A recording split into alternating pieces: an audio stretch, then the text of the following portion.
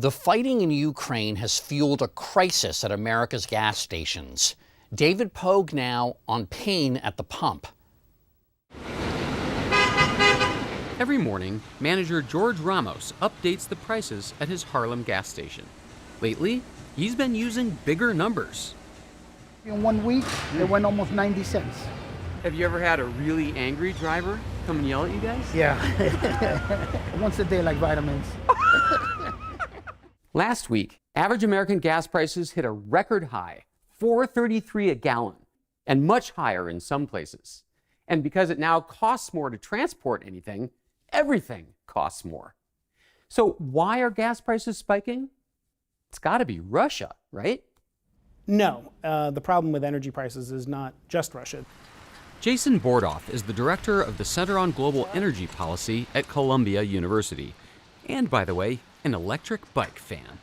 He says that it all started with the pandemic.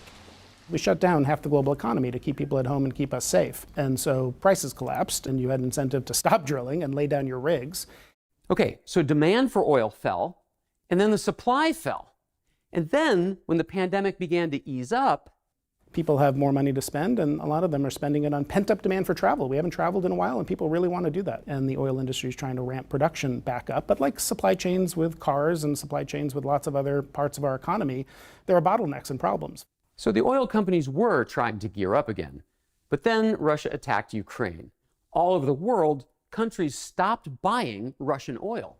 Much less Russian oil is getting out into the world. And therefore, there's less oil in the global bathtub of oil, and that pushes prices up for that global oil price.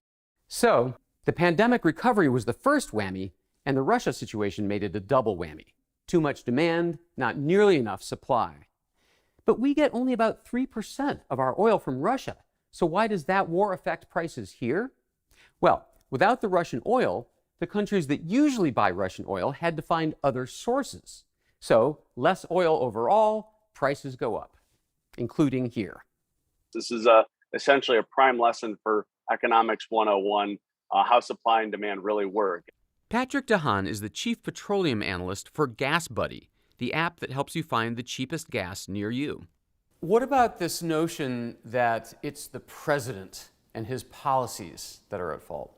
The US president is a small cog in a big wheel of global supply and demand. And while a president can attempt to try and steer one wheel of an 18-wheeler, the market is still in predominant control of where oil prices go.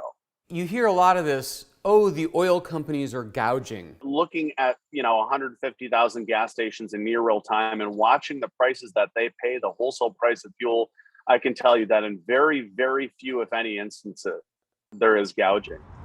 Nobody can say when gas prices will drop again. But at least they're no longer climbing.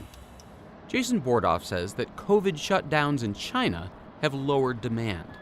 Oil prices have fallen over 30% in the last week because of the resurgence of COVID in China. The price at the pump is set by the price of oil, and the price of oil is set in a global market. In other words, we shouldn't yell at the guy pumping our gas. It's certainly not the fault of the guy pumping our gas. Or, as gas station manager George Ramos puts it, We're only pawns in the game.